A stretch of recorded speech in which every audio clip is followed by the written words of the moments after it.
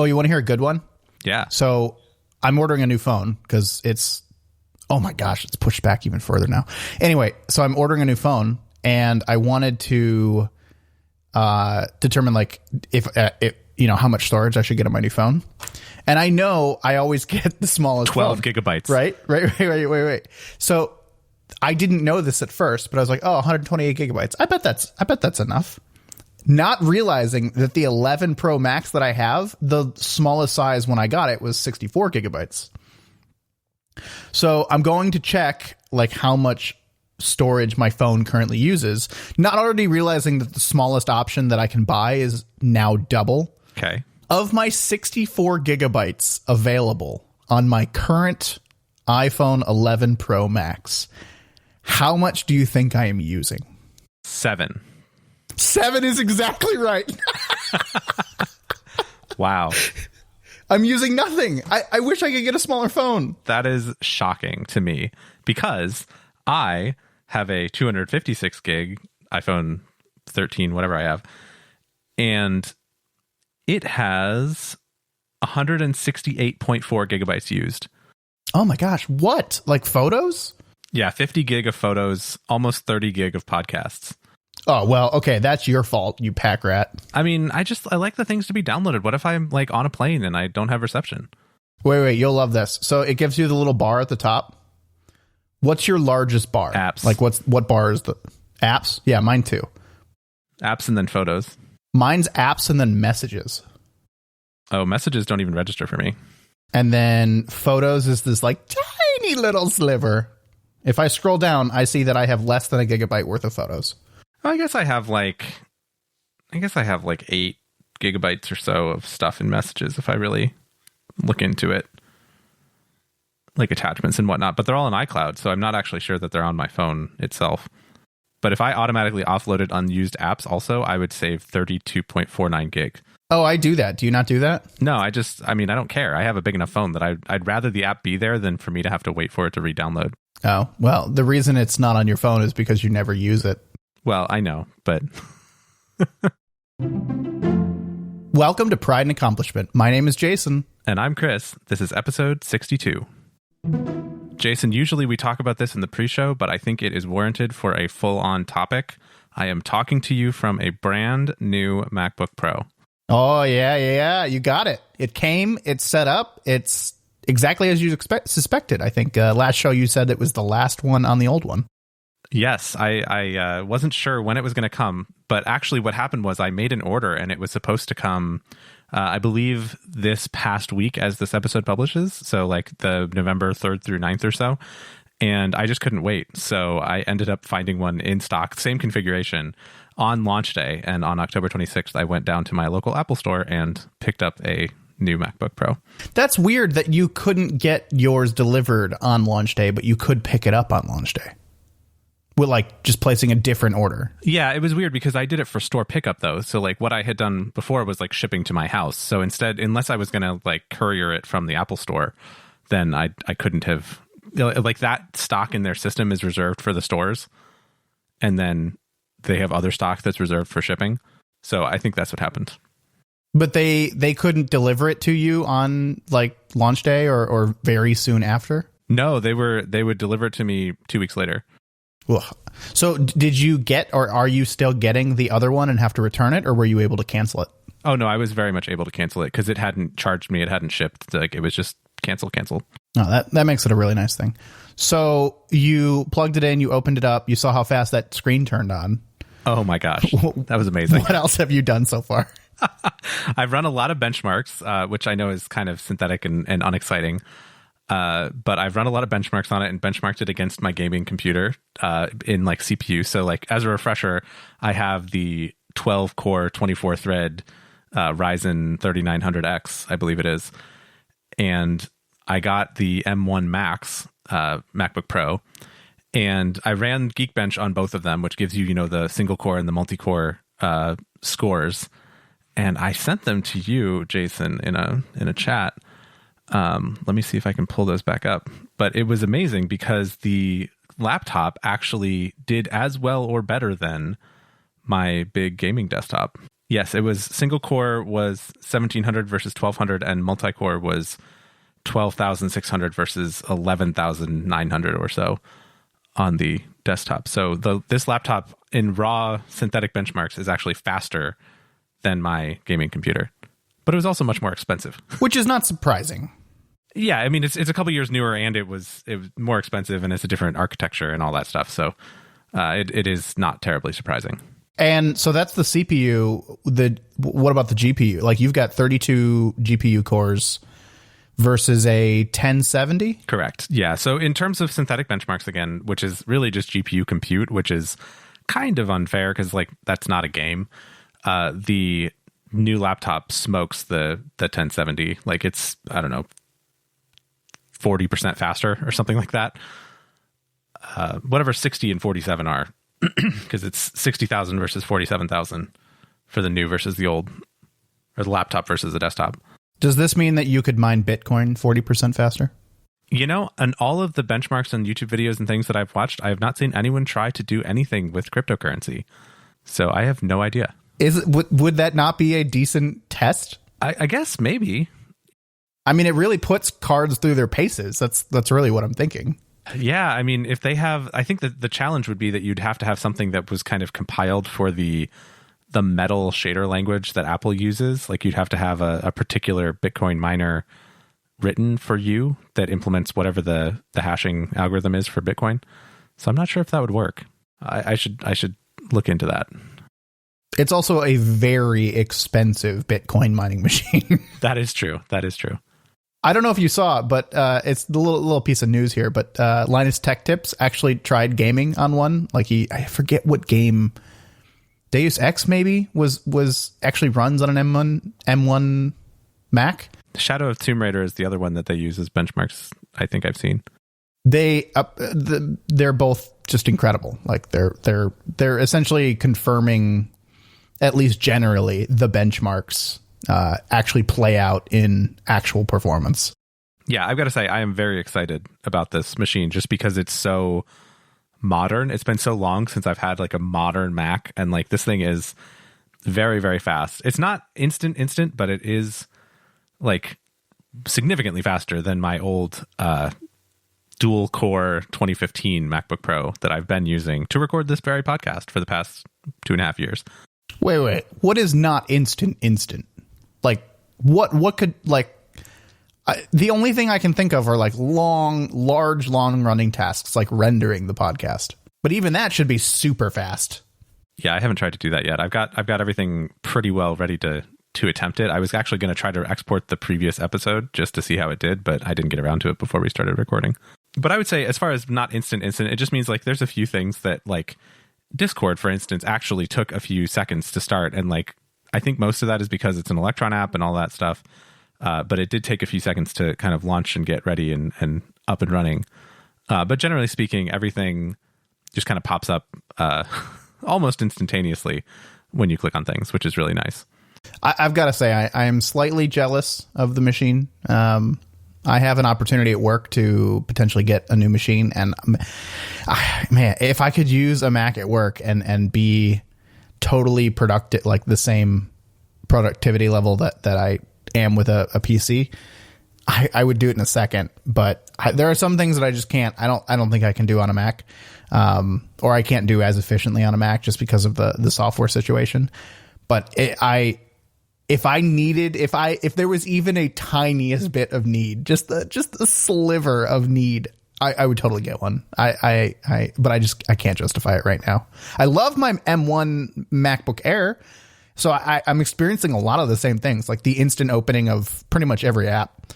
It's amazing. I've showed so many people, like, they made such a meme out of it in the keynote a couple years ago. But the idea that the thing turns on before you have the screen fully open is honestly very weirdly revolutionary. Yeah, I had the same thing happen. I was using the laptop on my desk connected to a docking station that was connected to my big monitors, and I was like using it, and I was like, you know what, I'm done with the laptop part of this. I'd like to put the laptop in clamshell mode.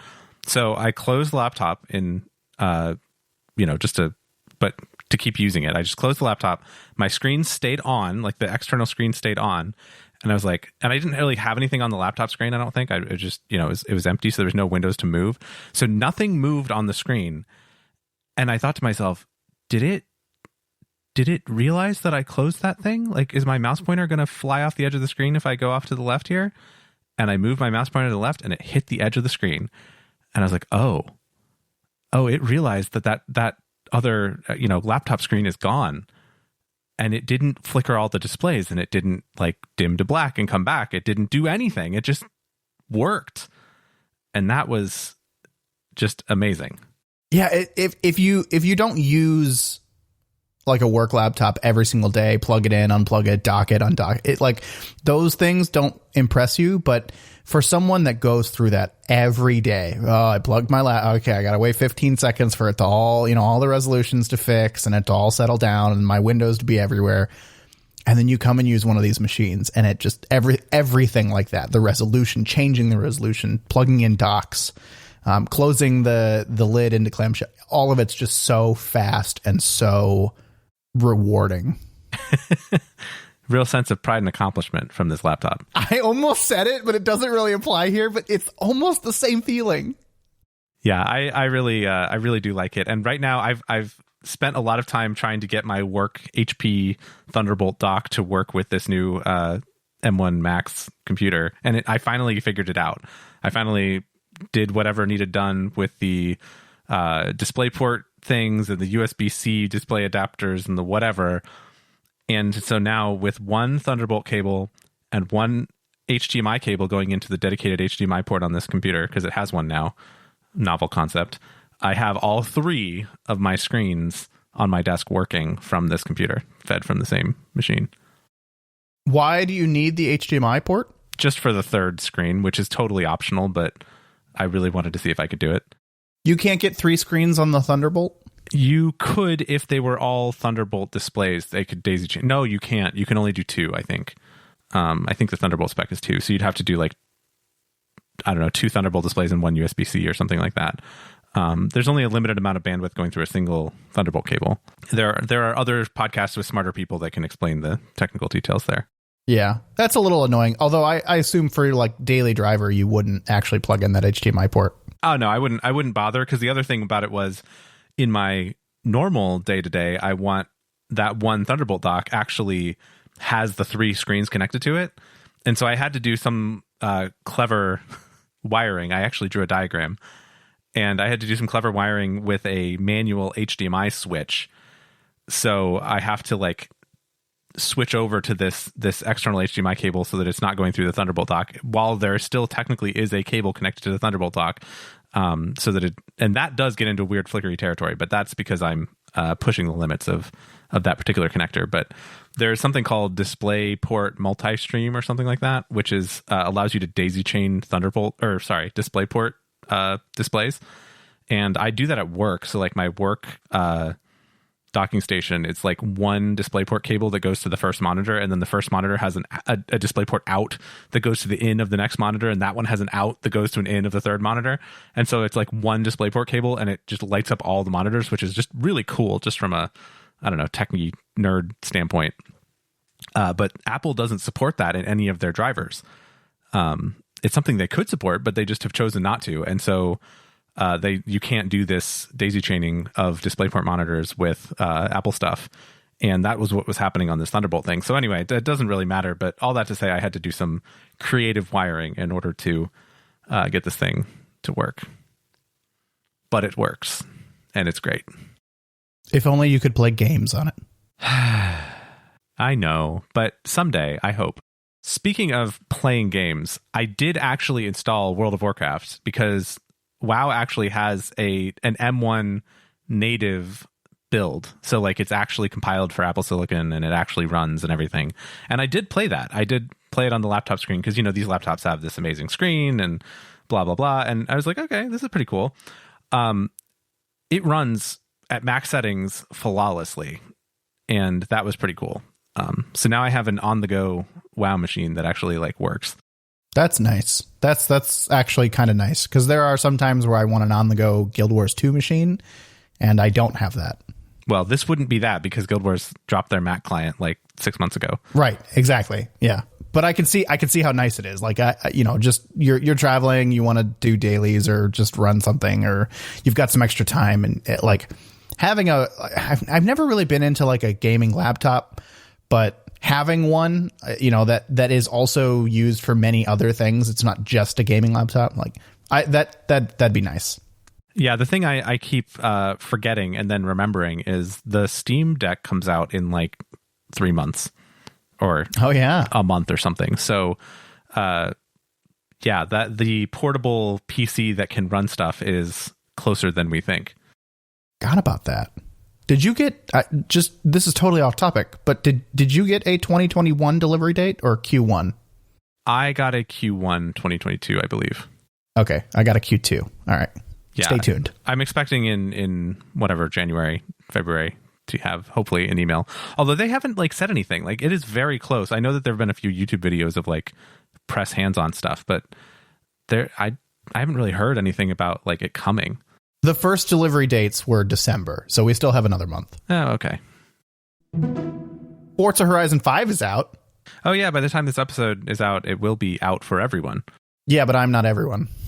So I've been playing it for like since when did we start? Thursday night at midnight. Oh yeah, that's right. I totally forgot. So it was like 10:15 by the time I noticed the clock, and I was playing Guild Wars or whatever. And I go, wait a second. Forza Horizon 5 comes out in like an hour and 45 minutes. I think what it actually was is you just started saying times. You're like 2 hours, 37 minutes. And I'm like, I look at the clock and it's like, oh, that's till midnight. What's happening at midnight? And then you're like 2 hours and 15 minutes. And I was like, what is going on? And then finally figured out that it was Forza came out. I don't know. I have not stayed up until a midnight release for a game in a long time. And this one I didn't really plan on, but it just happened that way. And very rarely do games have a midnight release anymore. They, MMOs or whatever have like 9 a.m. or 8 a.m. or noon or whatever, some kind of other time for releases. So it just happened and I was still up and I played Forza Horizon 5. I think you played. Did you play midnight as well? I did. Yeah, I was there at midnight that day. We played the intro in parallel. We didn't play together, which we can talk about in a minute. But we both played the like first couple of races, and then we're like, "Oh wait, it's 1 a.m. We should go to bed." Yeah, I stayed up until like 1:45. But anyway, no, it was fun. It was good. It was cool to play kind of right away, and then I played a ton over the weekend. I played less over the weekend, but I did play a lot. Also, I think I got to like level 15 or so. Not as much as one of our buddies that played arguably too much. I think his stat was 8 hours on Saturday. 8 hours in one day. Yeah, I think that was a little too much. I probably played 8 hours total over the weekend.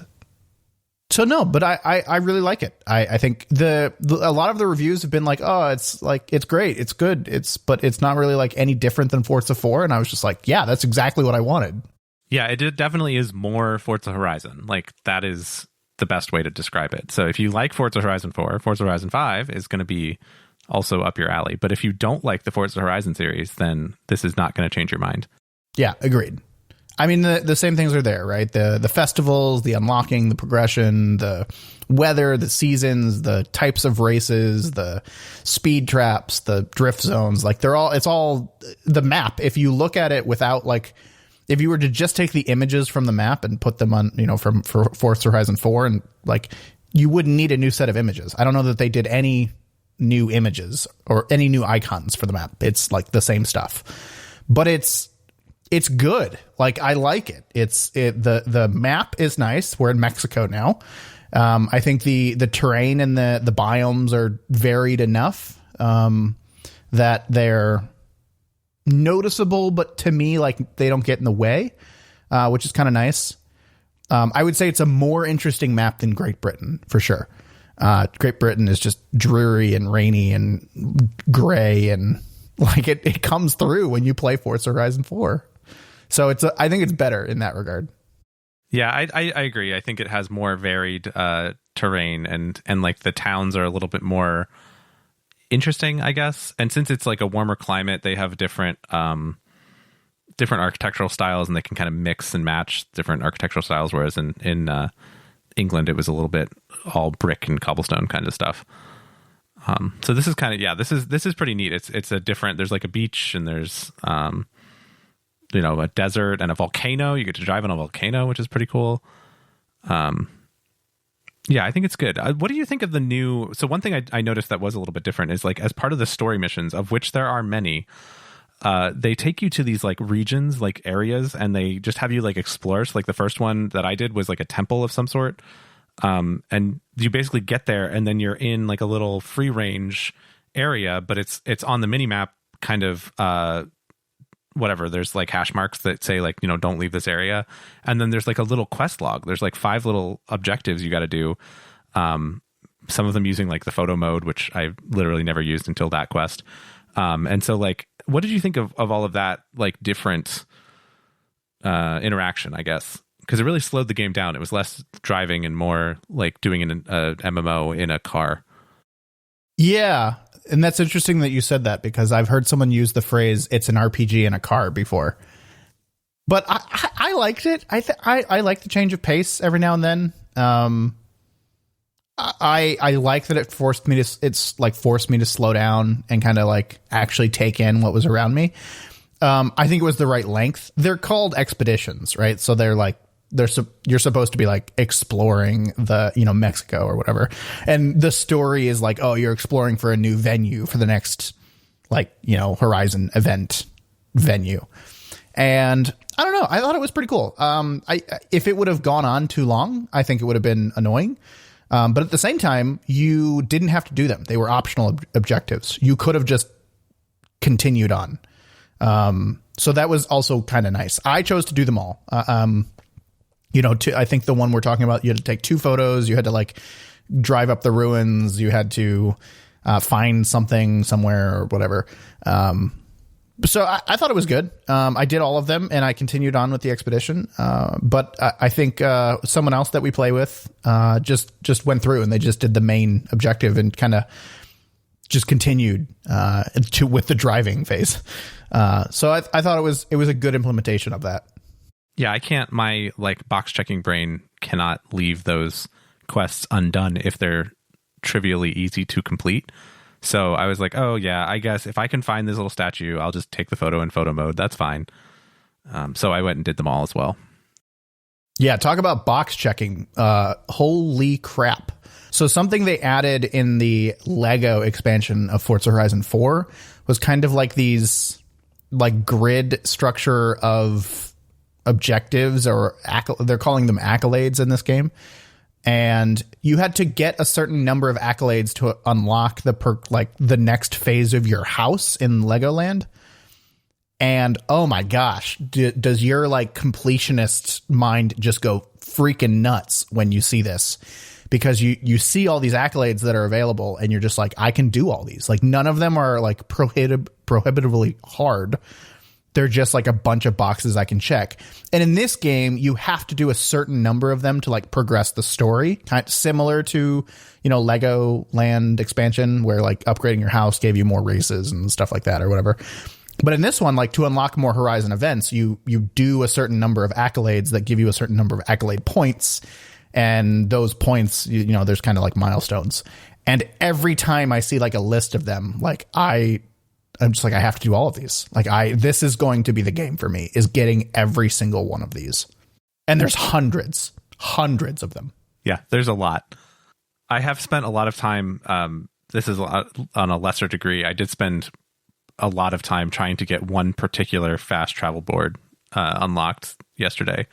I got it, but I jumped off a jump about 27 times before I actually like managed to dial it in. So yes, this game is very, very good for people that like to collect stuff or check the boxes. They keep that going with the same kind of like, I think they're calling it festival playlist in Horizon 5, where they're essentially weeklies, same kind of thing. Check the box, do the weekly, get the weekly reward, all tied to like, I don't know that they're seasons anymore, but I think they're seasons. But like one of them this week was, I think it's actually bugged, which is why I remember it. It was do a certain speed trap above the 3-star level, right? Because you have 1, 2, 3 stars, and then you had to actually do it faster than the 3-star level in a specific car. Like you had to do it in an S2 Audi.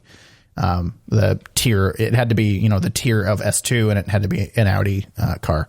So, and that's just like, it gives you a couple points, progression towards your weekly, and, you know, that, again, that's how you keep coming back to this game. And I like the implementation of it. It wasn't like so aggressive that you felt like you had to do them, but it was rewarding enough that it was fun to try them. And it was hard enough where it was like above and beyond like what you would normally do with the game. So that was kind of cool. Do you know if there's a way to pin those to your HUD? Like so that you can keep them like in your view so that you can see what you're trying to check off? I don't think there's a way to pin the festival playlist stuff. I was trying to do that, but there is a way to pin the normal accolades. Okay, well, that's good, because I would definitely want to do that so that I could see my little progress bars filling up as I did all the things. We actually got a really nice chance to compare Forza Horizon 4 to Forza Horizon 5 this past weekend, because one of our friends was doing an Extra Life 24-hour stream, and one of the games that he chose to play was Forza Horizon 4. And I was like, okay, well, I guess I'll keep it installed a little bit longer just to play. You know, I wanted to play with everyone. I play games to play with other people. And I think Chris joined us, and it was a very interesting... Actually, I joined Chris because he was there much longer than I was. But I found it a very interesting comparison in specifically the things that they said they were going to change between the two, most notably being like the steering and suspension and overall like driving characteristics of a car. And it's amazing how much if you didn't know they worked on it, you wouldn't have noticed. But because I was on the lookout for it, I could see it immediately. Yeah, I guess I didn't notice it that much, but especially on the road races, I think I did kind of feel like Forza Horizon 5 is a little tighter. You're a little bit less likely to spin out and drift when you're doing the off-road stuff, I think. You can correct me if you think I'm wrong, but it did feel a little bit better in 5 than 4, I think. Yeah, and I think the phrase they used is they made it more realistic, which did not make it harder. It actually made it like more to how you would expect a car to react when you're playing the game, which made it kind of easier. Like not like it does what you think it should do based on the suspension and braking, like based on real physics, which in reality makes the game easier because the car is acting as you suspect. For me, I noticed it way more off-road. And I hated the off-road stuff in 4. Like it was all road racing for me or you know, street racing or any of those. And in 5, I wouldn't say I prefer the off-road stuff, but I'm no longer like afraid of it. Like I don't avoid it. Yeah, I really enjoyed the events that we did. We hadn't really played a lot of Forza Horizon 4, like just the playlists, because that's what we played on the Extra Life stream. And I hadn't really done that much before. And I thought that was actually really fun because it was a good variety of events. And a lot of them were off-road. A lot of them were taking you through the jungles and such of Australia in Forza Horizon 4. No, not Australia. Sorry, that was 3. England. The jungles of England. Yeah, that's not a thing. It was forests. It's fine. Australia was cool though. Good callback. It's fine. Australia was cool. Anyway, but yeah, they would send you through these things, and my favorite events were the ones where it was like just get to the place, like you didn't have to follow the road. And I thought that was a clever, like there was a little bit of strategy to it because you had to decide how much you wanted to do on the road and how much you wanted to do off the road. And at one point I tried to go off road, and a lot of the water in the game is pretty shallow, and it slows you down, but you can drive through it. So you kind of make this calculated risk of like, oh, should I drive through the water or should I not drive through the water? And I decided to go through the water, and it worked out. And then there was another like body of water, and I was like, okay, well, this is more water than I signed up for, but I guess I made it through the last one. I'll keep going through this one. And it turned out that one was a lake. So I managed to drive my car into the bottom of like actually sink my car, and it resolved me back to like the nearest road or something. And I was like, oh, Okay, so you can actually like drown in this game. But I really like that event type. I wish we could play those playlists in Forza Horizon 5. Don't even get me started. Well, now we're starting. Here we go. Here we go. This is why we're doing this podcast.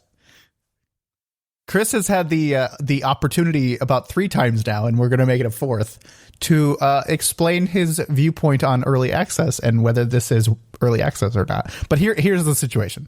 So Forza Horizon 4 is kind of known for its network problems and like long loading times. And, essentially its group play, while fun, doesn't always work flawlessly, I will say, in a very PR. Doesn't ever work flawlessly, I think you're looking for. Okay. Forza Horizon 5 is much worse. It essentially doesn't work at all right now. I mean, again, the game came out on the 5th for those of us that paid for the upgrade. And some would argue that it is early access and not fully released yet. And it's okay. And Chris, I think, would argue the opposite. But essentially, multiplayer does not work at all from our experience. Yeah, so we went to go so even just playing by yourself, the game will constantly be like, oh, network issues, we lost connection. Would you like to go into Horizon solo mode where everything is all AI and there's no like interaction with other people online, which is the only way that you can play Forza Horizon 5 because otherwise you get spammed with little pop-ups every 10 seconds telling you that you're offline. So the crux of the issue to me here is that you go onto Reddit and the people are saying, oh, don't worry about it. It's early access. Like, what are you expecting? Like, the game's not even out yet. This is, because again, this is the early access that started on Friday. The game fully releases on Tuesday of the same like week, like 4 or 5 days later, right? It's not like we're talking about months here. So typically when you talk about early access, you're talking about like, okay, you're getting access to a game like 6 months or a year or 2 years or unknown number of years before the game is actually going to come out, and it's basically you're buying a beta. In this case for Forza Horizon 5, you're not buying a beta, you're just somebody put a date on the calendar and said, we are going to charge people extra money to play this game a few days early. I don't think, and I'm speaking completely uninformed here, but I don't think that there's actually like a difference of the shipping game between what came out on the Friday and what is coming out on the Tuesday. I mean, there probably will be patches, but you can't say this was early access. This was a marketing decision. And a bunch of people, including both of us, paid extra money in order to play this game early so that we could play on the weekend instead of having to wait until the following weekend, basically. And you can't just say, oh, it's just early access. Don't worry about it. Like, no, it is a done game. This game is out. It is released. It's just you have to pay extra in order to play it before it releases on Game Pass. I refuse to back down from this point of view. I mostly agree with you. I think it is inexcusable that this is such a problem. And the fact that it's so rampant and so clear says to me that, it's I don't think it's a scale issue. I have not seen anyone's good experience with the network yet. So maybe I'm not seeing all of the angles, but this very clearly did not work well at any stage. And I don't think this is early access. I don't think this is we're not paying to see the game in an unfinished state, which is what I would consider early access. I think we are paying the game to play the full game early. Let's be a little clear here. I think the fact that we were able to play early was not the decision point for purchasing the essentially it's called like the premium add-on, whatever. It wasn't the decision point, but it was essentially the tipping factor of buying it now rather than buying it later. Because I think with Forza Horizon 4, I bought the same kind of pack, but I bought it much later after the game came out. So the fact that I bought it now before the game came out, essentially pre-ordered it, I think I had pre-ordered it a day ahead of time, was because we were able to play early. And so, yeah, I think I was paying to play the full game early. And this is to me, the major kind of problem with the game right now. This is the only one I can think of really that is severely affecting my gameplay.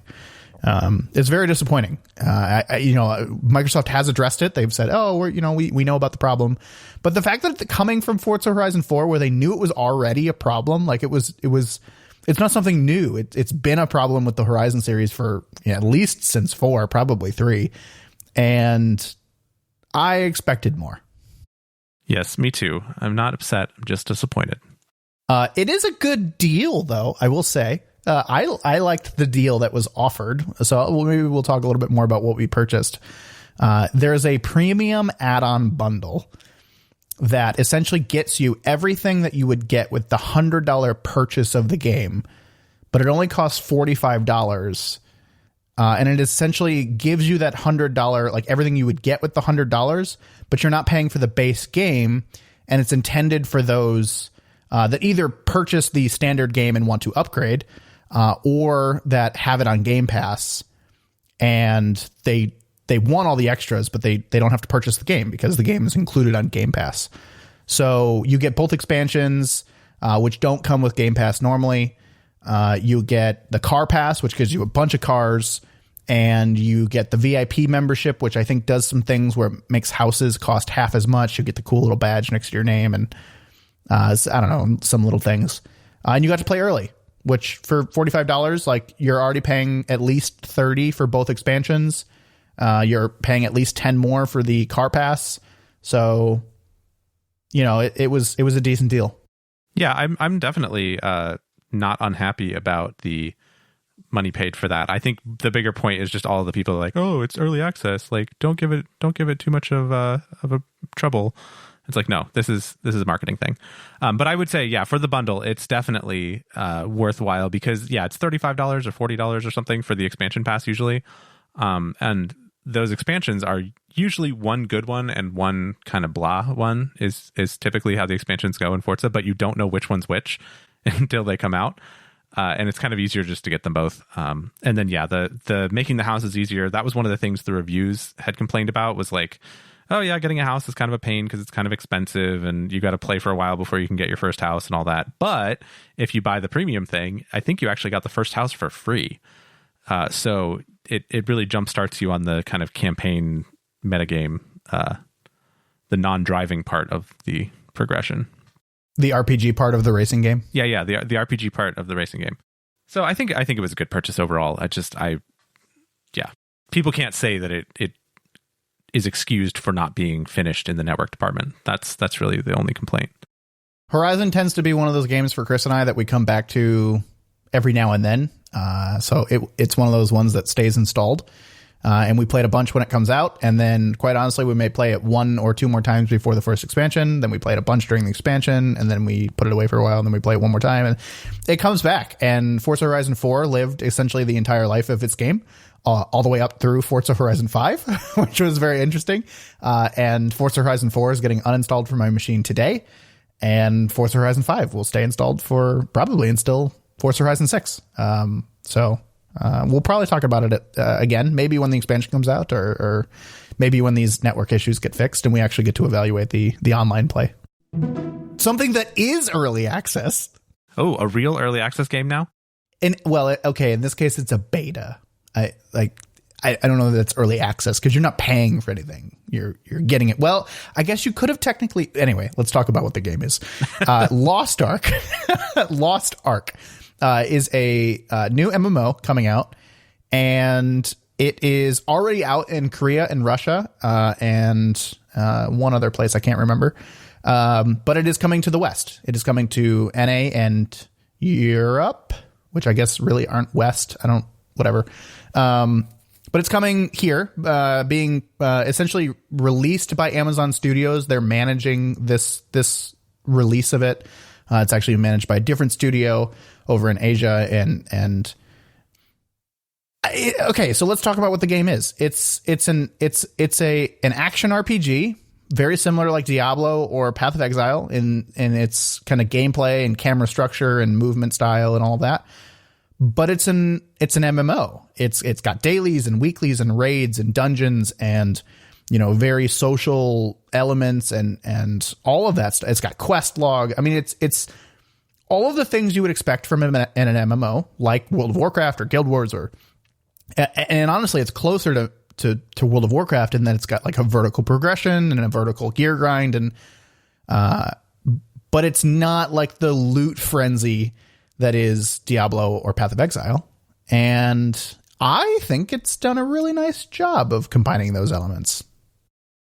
We are currently in the closed beta as we record this. I think when the episode comes out, we will be at the end of the closed beta, and the game actually releases in March in the United States. Wow, that's a long time. Yeah, we're kind of getting a very early peek of this. I'm super interested in it. And the reason for that is the gameplay is very fun. The gameplay loop itself is very fun, even at a very low level. And I've been looking for another MMO for a long time. Guild Wars is very fun, and I'm not ever going to leave Guild Wars. But I've tried World of Warcraft, I've tried Final Fantasy. I didn't like any of them, so I'm kind of excited for this as an opportunity. So you said you like this one because the gameplay loop said like the combat is good, or what's the loop part that kind of gets to you? Yeah, the combat I like. It's I wouldn't call it like, it's very rewarding. It's the sounds and the movement and the time to kill, knowing whether you've succeeded or not, the way that the bosses kind of do damage or how those fights work are fun. I think they're cool. I like the way they work. They're very similar to Guild Wars in that they kind of telegraph very prominently on the ground, and it's less about like knowing what is about to happen and more about like seeing what's on the ground and making sure you're not where the red is. And I kind of like that style. I don't have to watch the boss. I have to watch the ground at which like I'm playing on, which I know some people have different opinions on, right? Like the telegraphing of the movement of the boss is, one of those things that certain games do very well. But I like watching the arena in which I'm fighting on more than the characters themselves. And this game does a nice job. The other side of it is the end game content looks really fun. Like there's exploration, there's like dungeon crawling almost, there's raiding, and the what I've seen from like the other releases of the game for raids look very, very fun and very interesting. So I'm excited about all that. And there seems to be a bit of hype around this, which means there will be a community around it. I feel like I missed the train on Final Fantasy. Like it's here and it's gone, and the hype train is like down the road, and I'm just not on it. And I'm not part of the community, and I don't have a max level character, and I don't have the time to invest in one. But I feel like I can get on this train right as it's at the station, and I'm kind of excited about that.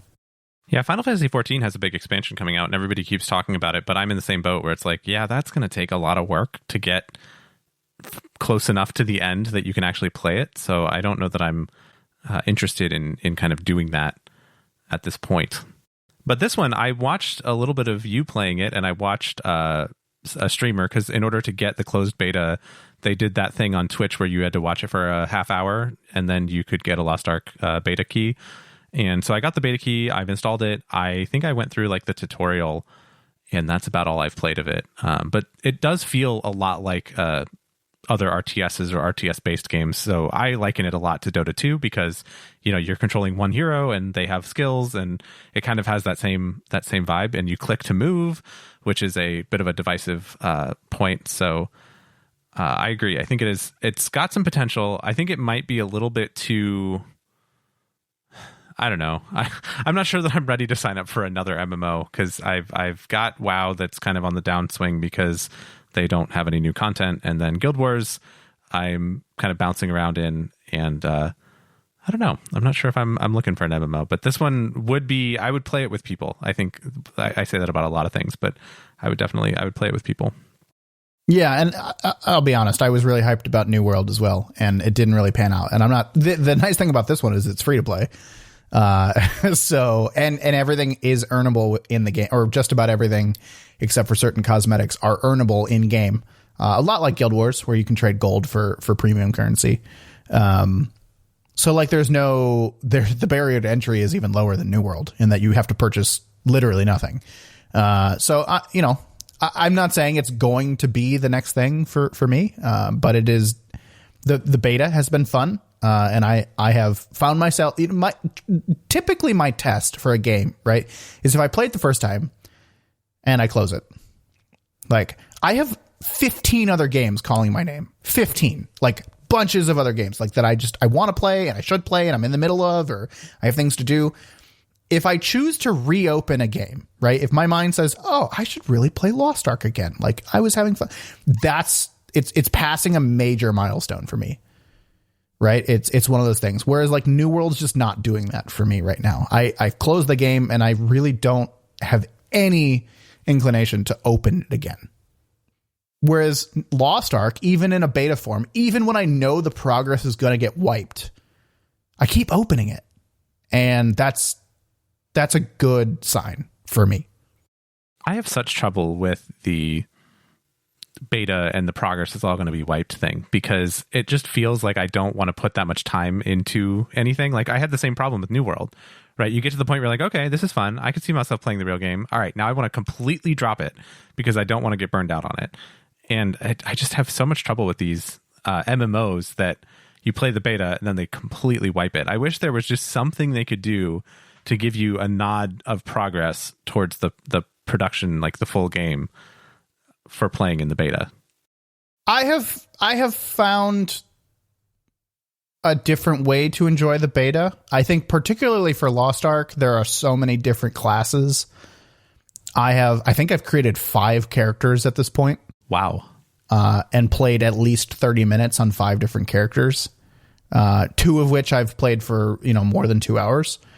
That's kind of how I've been enjoying it in this case, where I don't feel bad for starting over just because I know that nothing is going to get saved. Like I'm not trying to earn gold or silver or whatever the currency is. I'm not trying to progress past a certain point because I'm just like, whatever. Okay, I'll start another character. I have literally no investment in any character I've made. Or I have no reason to stay invested in any character I've created so far. So, one of our friends started on a different server than what I was originally playing on. And I was just like, oh, okay, whatever. I'll start another character. I'll try another class on a different server. I'll catch up to him within an hour or an hour and a half, and we'll be able to play together. And I get to experience a new class, and I get to, kind of play the game again. I get to kind of, I'm having trouble with the click to move thing. So like I'm getting practice at that while I'm playing, and that's how I've had to enjoy this beta. That same kind of thing didn't seem really available to me in New World, where like, yeah, you could try out all the weapons, but I don't know, it didn't feel the same. And I agree with me. Maybe that was a sign I should have paid attention to. But, like you're right. When we played New World, we were just like, all right, we're done. That's fine. That was good enough. We'll wait for it to come out. Whereas in Lost Ark, I keep I keep wanting to try new things, and the beta is a very low pressure way of doing that. Real quick on the subject of New World, I don't know that I'm totally done with New World, but I'm pretty much done with New World, at least for a while.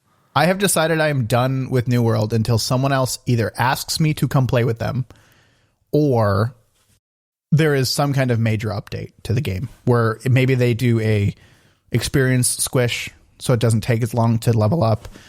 They add an expansion or something to the game that is really exciting that maybe reinvigorates the player base. I don't know. I unless someone says, hey, come play New World, I don't think I'm going to reopen the game. We have a couple friends who are still pretty invested in it, but I think the interest is all fading. And I think when the Final Fantasy XIV expansion comes out, that's going to be the end of New World, at least for a little while with that group.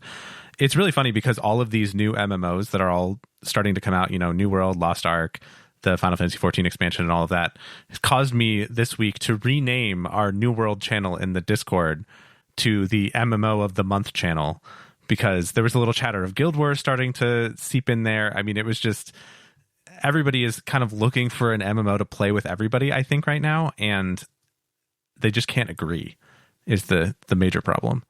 Yeah, I loved that change. That made me laugh a lot because we were talking. It was a New World channel, and we were talking about Guild Wars and Final Fantasy more than we were talking about New World in that channel.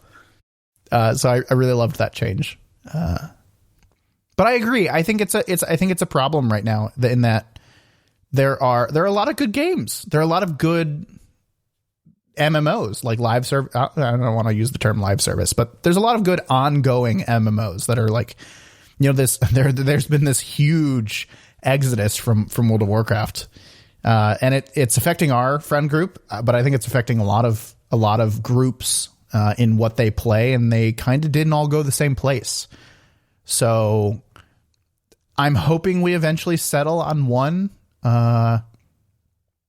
I'm hoping it's Guild Wars, but that's a little selfish of me. But I don't know. I'd be willing if everyone was playing the same thing and it wasn't World of Warcraft. I would be inclined to kind of follow that pack.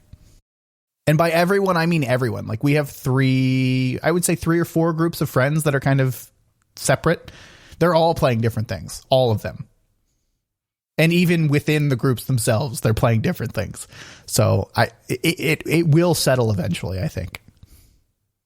It may be a year or two, but it will settle. It's all just going to settle on Overwatch 2. Oh, I don't think so. God, I hope not. If you'd like to give us your input on what do you think the next... I don't even want to call it the next big game, but like what is the one that everyone's going to settle on next? Are we all going to go back to World of Warcraft like the sheep we are, or are we truly going to find something else to settle on? You can let us know and get in contact with us by joining our Discord, which you can get to at discord.pnapodcast.com. If you'd like to send us an email or read any of our show notes or find our older episodes, you can visit our website at pnapodcast.com. That's P, the letter N, and the letter A, podcast.com. If you think we're doing an okay job and you're liking the show, we would love it if you could share it with some others. Thanks for listening, everyone. We'll talk to you next time. So you've been to the Apple Store multiple times today, is that right? Yes, I visited 2 different Apple stores today, and I communicated with 3 different Apple stores today. I'm not sure I want to know, but what's the story? The story is I got a new Apple Watch. So this has been new Apple stuff season for me. I think this is the first time I've ever had the latest version of every Apple product in my life, I think. With the new computers, I have the latest iPad Air, which came out a year ago, but they haven't updated it yet. So technically it counts. New phone, new watch. So all these new things, right? It just, all of the stars aligned and all of the update cycles kind of all happened at the same time. So I had all these things. So I had this watch, and I decided, because I update my Apple Watch not annually, or at least I haven't been, I would go big. I would go get a titanium Apple Watch. And you are going to laugh at me. I know you're going to laugh at me when I tell this story. But when I got this Apple Watch, I would run my finger along the metal along the bottom to like swipe up from the bottom on the watch, and there was this little tiny lip where the glass was kind of raised from the metal part of the case. And I had to check this on my old Series 4 Apple Watch, and it was fine. It was like nice and smooth. I mean, yeah, like you could obviously there's like an interface there. There's like a little ridge, like a little channel, I guess, that you could like get your fingernail stuck in. But this thing was noticeable. Like you could feel it. And it was probably only, I don't know, like 0.5 millimeter or less of sticking out when you really like, if you measured it. But it was enough to be annoying. And so I had to check my wife's Apple Watch because she got a new aluminum Series 7 and this is a titanium Series 7. And I'm thinking to myself, maybe it's just the titanium watches. Maybe they're different, right? Maybe they have this little bump on them and that's just how it is. But I have to know. And I'm within the return window, right? I'm within the 2 weeks of having gotten it. So I went to the Apple Store, one of my local Apple stores, because I actually live within about 30 minutes of 3 different Apple stores. And I went to one of them and I walk in there and they're like, how can we help you? And I say, I'd like to see a titanium Apple Watch, please. Because what I want to do is I want to see another titanium Apple Watch and see if it has the same problem that this one does. And so they start checking their stock and they start like looking at their little iPad to see like, oh, can we sell you one? It's like, no. I don't want to buy one. I'm not actually looking to purchase one. I have one, but I want to touch a different Apple Watch. I'm like, okay, all right, we'll see what we can do. So then, of course, they had to look around and they had to find the titanium one and blah, blah, blah. And they hand it to me and I feel it and it doesn't have the little bump. And I'm like, aha, I'm not crazy. And so then I show the guy and I'm like, okay, so see how this doesn't have this bump and see how this one does have this bump? And it's like the one that I'm wearing. And he goes, oh, yeah, I guess that is a little bit. That's weird. And so then this starts this entire process, which I won't go into too much detail, but basically they had to find if they had a replacement one. Like I was like, okay, well then can I just exchange it? Can I get a different one? And of course they don't stock these in stores. And I'd waited a month for mine to ship. So they don't have this one in stores, and the one Apple Store person calls over another Apple Store person, and she happens to be married to somebody who's a manager at one of the other Apple stores, and so she calls him like just on her personal phone to his personal phone, and just like, hey, do you have any of these titanium Apple Watches? And he didn't. So then they told me to go to the third Apple Store, the one that they hadn't called and the one that I wasn't at, and see if they might have it, because they have a little bit of a lower traffic store, and they might be able to do it. And so I was like, all right, I will do that. But then, of course, during that whole time, while I'm standing there, this guy like reaches out again and he like touches the watch. He's like, oh yeah, once you know it's there, it drives you nuts. It's like, yeah, I know, right? And I mean, it's the stupidest little thing. It's a very small thing. No, but okay. So before you go any further, let's be fair here. You bought a titanium watch, which is the most expensive variant. That is true. And swiping up from the bottom is not an uncommon thing to do on the watch. Yes, that's true. So with both of those things combined, I don't fault you at all for like taking care of this like right away, because I don't exactly know what you're describing, like what a bump feels like. But if it's uncomfortable at all and it's not meant to be there, for the amount of money you paid for a titanium Apple Watch, and to do something like if you were like, oh, I run my finger along the side of the thing that doesn't have any buttons on it and I feel a little burr, and I'm just like, you're never like that. I would be like, what the heck? Like, even for the titanium one, I'd be like, okay, maybe that's like you paid a lot of money. It should be perfect. But you're describing an action that happens all the time on the watch. So it's not like it's something that you can just ignore. Yeah. So that makes me feel a little bit better.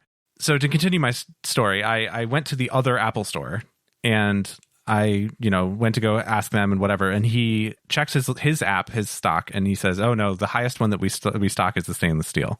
So they don't have any titaniums at all. And they never get them, is basically what he said. And so at that point, I had already made up my mind. I was like, I am going to make it right. I'm going to just not have the new watch for a while and I'll go back to my old watch. So I just returned that watch altogether, straight out. So now I am back on my Series 4 aluminum watch, which is fine. It works. The battery is a little bit flaky, but it does fine. But it doesn't have the always on screen. So I've gone backwards just a little bit. Have you've reordered it though, and it'll be here in a couple weeks? I haven't reordered it yet. I'm about to. I will do it tonight. But it looks like it's going to be at least a month before I could get another one. Was there any other option? Like, would they have taken it back and repaired it at the store? They actually told me that they don't repair them. They don't repair the Apple Watches or iPads, they said, which is why they recommended AppleCare, because they basically don't repair. Like the phones they repair, but the watches and the iPads they don't. They just swap them out. So having AppleCare makes that much cheaper than having to essentially pay a slightly prorated exchange fee to get a brand new device when you have an issue in any other way. Would it have been faster to swap it rather than return and reorder? That's what I kind of asked them. I said, if I had gotten the paid AppleCare, because this was actually also like the only thing that I don't have paid AppleCare on right now, which I think when I get the new one, I'll probably go ahead and do it. But I asked them, I said, like, if I had AppleCare, like this is something that's so small and like I wouldn't even be able to explain it to the person, like unless I brought it into a physical human. And I'm not sure. She's like, no, that's more so for like scratches and like a broken screen, or like if it's not like really not working and whatever. And like this was kind of cosmetic, but it was kind of not. I did notice that when the guy was processing my return, he listed the reason as dead on arrival, which I thought was kind of funny because it definitely worked. It was just like slightly defective. Well, I'm sorry, but I agree with your decision here. It's an expensive, device that it should be perfect. I